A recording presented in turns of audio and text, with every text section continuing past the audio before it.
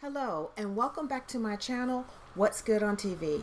My name is Nicole and I'm down here today to give my review of Belle Collective Marie / Antoinette Season 5 Episode 4.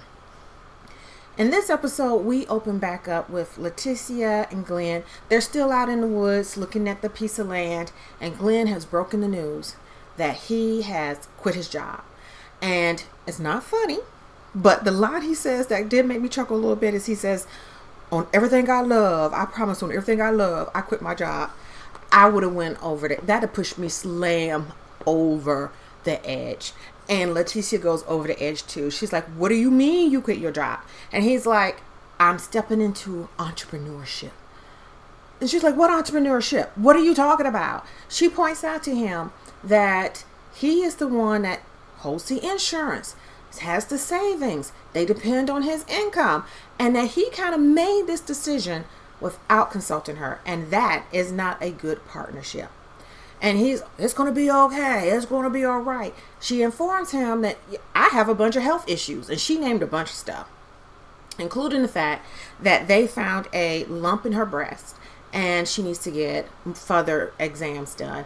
And so he's concerned, and he's like, "Okay, we're going to be okay. We're going to make it all right." And she's like, "I'm done talking." She tries to walk off from him. She get in the car. She is done. And I totally understand that. It's hard to be in a relationship with somebody who makes decisions and don't consider their other partner, doesn't consider how it impacts the other person. We then get to see Latrice with her mom. Her mom looks really good. They're both dressed in black. They are going to the batting cages to get a one-on-one lesson. And what tickled me is, Latrice is talking to, I guess he's the owner or the person who works the front desk. And she's like, "So you look like you somebody who used to play in the NBA. And he's like, "No, it's not the NBA.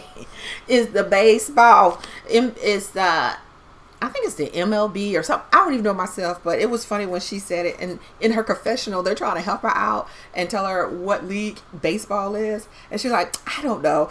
And I don't know either. But it was funny when she told him, "Oh, you play in the NBA?" And he was like, No. They get to play in baseball. And of course, that leads to them having a conversation about what's going on in each other's life. And not Latrice, yeah, it is Latrice. I get Latrice and the other one confused. So many names. But Latrice, she rolls out all the stuff that she is doing, and it's a lot. Like, she's maintaining her business, trying to get the restaurant open. She named all the stuff she's having to do for the restaurant. She's also trying to help her husband with his business. It sounds like a lot of work, a ton of work. I was like, this is why she's late everywhere she goes. And she feels like her husband doesn't recognize how much work she's putting in and how much is on her. And her mom points out, like, you got to let him know. Because, her mama is about the same age as her husband. Anyway, mama says you need to let him know. You got to take care of you. You got to take care of yourself. You got to look out for yourself. Then Latrice asks her mom, after I retired you, and they did a little flashback of the retirement party that she did for her mom. It was really nice. She wants her mom to kind of explain, well, why did you go back to work? Because I also think when her mom retired, Latrice is giving her money or supporting her in her retirement. And the mom points out that, she's alone. She doesn't have a lot to do. She said her son is busy and you're busy and I got bored. So she didn't waste any time. She went right back to work. And I know some people sometimes think, well, she shouldn't work. She should just enjoy her break. I really think it depends on how you feel about work. Work is actually good for a person. It is actually helpful for your mind. It's helpful for your body. We are meant to be engaged and to be moving. And if you like the work that you do, it is a good thing. And now that she's working without having the caveat of having to work, you feel differently about work, right? So, like, if her mom is working because I don't know what I'm going to do if I don't get these hours in so I can get this money to pay these bills, that's stressful. But if mama's like, I can work or don't work, I don't have to worry about work, I'm just here because I want to be here, that's different. So I think if it works for mama to work, why not? Let her work. If I was Latrice, I'd be like, well, how about you come work for me then? Because I could use some help. You heard all the stuff I got to do. And so they kind of laugh a little bit more. And then we see Latrice and her mama playing baseball. And they were scaring me because the mom is pitching balls to Latrice. And she's only like 5 feet away from her in between this narrow little opening in the gate. And Latrice is hitting the ball. I'm thinking, you're going to hit her with the ball. You can't stand that close to somebody and pitch a ball like right in front of them. It was really worrying me.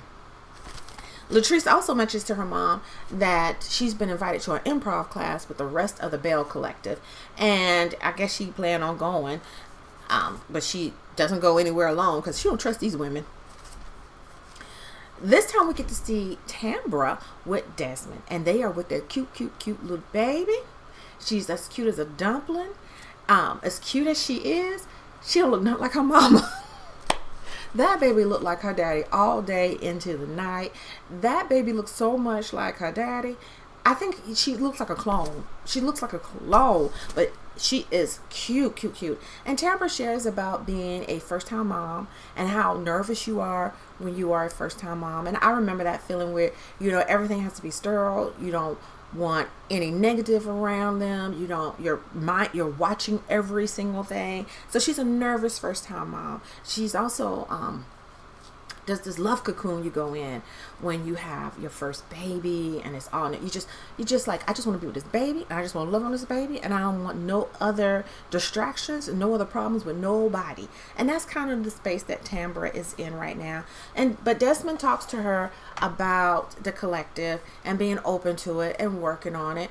And Tambra is like, well, you know what? I don't see it for Marie. And she shouldn't see it for Marie, because Marie has made it real clear, which honestly, I feel like she should also have that same feeling, to be real. She should have that same feeling for Leticia, because the both of them got together and went and dug up that man and had that conversation with him. But somehow, I guess Marie is considered like the lead in it, but really it was Marie and Leticia. So she says she don't see it for Marie. She really shouldn't see it for the both of them. Next, we are at Star's baby shower, and Selena is being the hostess with the mostest, and it is pretty. It looks like the colors are champagne or maybe gold, maybe champagne gold, I don't know, and pink. And people have come dressed accordingly, and everyone looks lovely. It's decorated nicely. Selena is having like some games and discussing, it's a baby game. You have to guess the baby's name. The baby's name is going to be Serenity. They like a good ass name. She's invited Tambra and Latrice to the party, right? And of course they're late. Tambra is, I think, 18 minutes late, and Latrice is a good 40 minutes late, just real late. They come tipping in, and then they sit there, and we see them talking, and Latrice points out, she said, who you don't see in here? And it is Jay. You don't see Jay, and you don't see So Gucci. They are not there at the party. And they kind of served them up for that. When they meet with Selena, it's like, why he's not here? And Selena points out that they still have their problems. He chose not to be there for the girls, for Star. And that his parents were there, like Jay's father and stepmom was there, and that she felt really good about that. And they kind of serve him up a little bit, because it is trifling that he is not there for his daughter and for his new grandbaby. We then see Jay and So Gucci, and they are at their house, and it's not real clear if this is exactly during the time the party is going on, but Jay is cleaning out the pool. And So Gucci comes out, brings him some water, and Jay shares that he did not want to go to the party because he don't like being around negative people, and he don't want any parts of Selena, and he's kind of put up with her. So Gucci says she doesn't want to fool with Selena because she was humiliated and embarrassed in public, which is your fault. Your fault, ma'am. You were not an innocent just standing on the curb and got hit. You had a whole part in it. So Gucci says, I want to talk to him about being involved with his daughter's lives and, trying to make amends. And so she shares with Jay, I am willing to work on it with Selena so that we can all put this family back together and take care of things. But Jay is like, no, I don't want you to have no parts of Selena. You just stay away from her. You can work on it with the girls, but stay away from Selena. And so Gucci points out, like, well, how's that going to work? Because these girls are going to have a problem connecting with me and working out things with me if it's not good with their mama. And that is the truth. And I'm actually glad that Selena is on the show, because I didn't really care for how last season so Gucci and Jay were able to get into their confessionals and rake Selena over the coals, tell all of what they feel like was her business. It was all very one-sided, and Selena wasn't on the show, so you didn't get to hear her say, that's not true, this is my version, this is what happened. They got to say whatever they want to say. And then Selena went down to the YouTube and had her say, and that's what he's really upset about, is that she put him back on blast. But you should have felt the way sharing all the things. It was so unbalanced. I really felt like it was in bad taste. But the other thing, I know people love So Gucci, and people say in real life that she's really, really nice. But on this show, what aggravates me is So Gucci wants to be the villain, the victim, and the hero. You can't be all of them at once. So you can't be down at the party starting fights and then saying, oh, but I'm not the villain, I was only throwing drinks and then she hit me. No, you started that. You had your whole part in it. And then now you want to be the victim, so you want to run down and get you some court papers going on against somebody, and bring your stepchildren's mother into court. That you should have known that was not going to end well. So now you want to be the victim, and now you want to be the hero, because now you want to get everybody, together. You want to have a conversation with Selena when it feels right, and you want to get these girls and Jay back with his children. Now you want to be the hero. Pick a lane.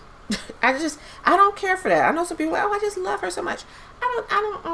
No, you don't get to be the victim, the villain, the hero, all of that at one time.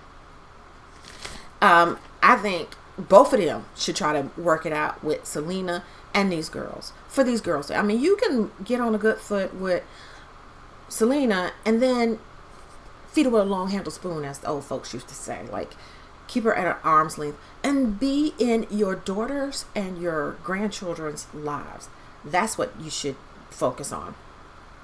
So the next scene is that we are with Letitia. And she's playing putt-putt with her daddy. Her daddy looks so young. He's a very attractive man. It actually looked like she was on a date. It looked like she was on a date. But she is telling her daddy about how her husband has quit his job. And dad is like, what? And she also shares how she has some health concerns. And then she breaks down crying. And her daddy comforts her. And I was like, oh, that's really nice to have a dad like that. Somebody you can spend time with. The next time we see Miss Letitia, she is at the Improv, where she has invited all of the Belles to come on down so that they can start working on their collective. Their first exercise is a group exercise where they're each going to get up and pick a person in the group to mimic, and everybody has to guess who they are mimicking. And my first thought was, this is a terrible idea. Just terrible idea. Where does it seem like a good idea to get some people who don't like each other together and then make fun of them in front of everybody else and have them guess who it is? Now, that's a good idea for television, if you want the furniture moving and smoking the city and all that kind of stuff. But if you want people to actually get along and like each other, it seems like a terrible idea. But we see that the ladies get into it. They're having a good time. I think Tamra got up and she was Marie. And Keisha gets up and she was Tamra. And it was funny. They were kind of spot on. We also see Latrice is late again. But we know she got a lot going on. So Latrice is late again. She comes tipping in, and she has brought Antoinette. They thought she was bringing Selena, because every time she comes around these ladies, she brings somebody. As well she should, because these women has made it clear they are not her friend, and they would go for her juggler. So every time she's around them, she does bring somebody. But they were looking for Selena, and she brought Miss Antoinette. And so they come tipping in late. They are explained what is happening in the group exercise, and that they should go next because everybody else has gone. Antoinette just got back in the group good. Her seat ain't even warmed up. And she says, well, I guess I could go, but I can't think of anything favorable to say. I would have uninvited her. But anyway, so Antoinette gets up, and at first it wasn't clear. She was talking about Fair Street, so you knew it had to be one of the two. But it wasn't really that great of a mimic. But it was funny to me because Aisha goes, oh, wait a minute. You coming for both of us. Ah, okay. If I was Aisha, I'd be like, girl, what I did to you? But anyway, she cracks up laughing. And, it was an uneasy kind of laugh with the group. But she was coming for both of Letitia and for Aisha, talking about the fair group. But then Latrice gets up, and they could have paid some more of Latrice, because Latrice was good. Latrice was Marie, and she did Marie's voice and everything. She was like, that girl Latrice, she's a snake. It was funny to me. I only think Marie laughed, but it was funny. Marie ain't never happy when she's around people. I don't even know why.